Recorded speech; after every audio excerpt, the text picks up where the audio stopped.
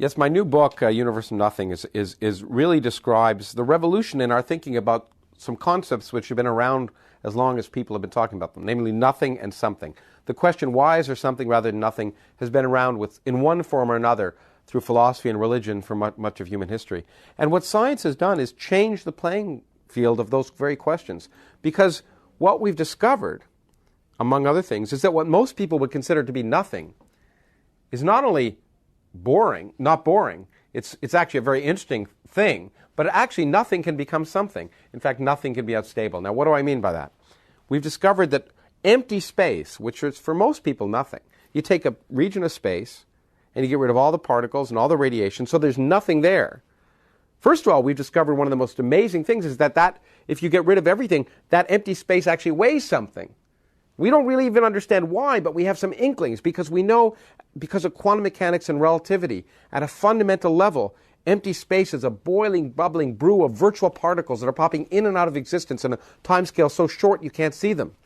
Now that sounds like philosophy. It sounds like counting angels on the head of a pin, but it's not.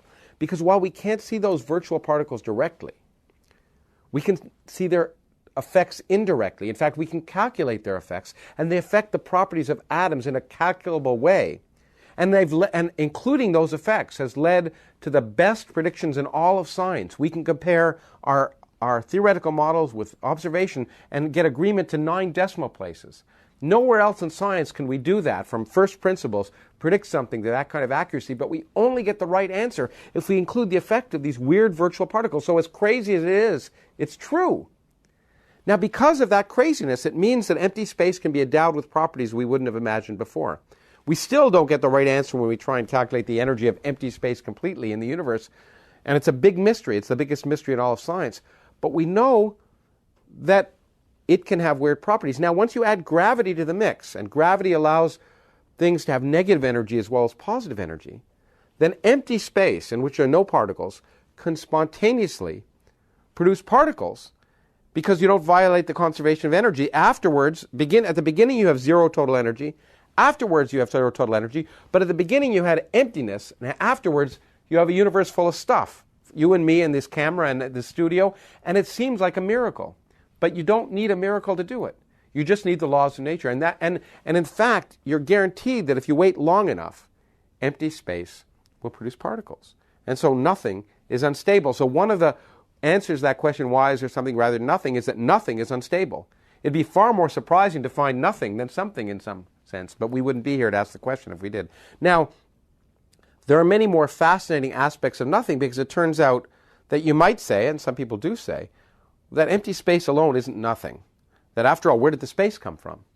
And of course, it turns out, as we've been trying to understand the laws of physics and apply quantum mechanics to gravity, that space itself can be a dynamical object. We know in general relativity, space expands and contracts and bends in the presence of matter. And if you make it quantum mechanical, then even space can pop in and out of existence where there was no space before. So you can create whole universes where there was no universe before. And indeed, in that way, you might imagine creating a universe from literally nothing, no space, no time.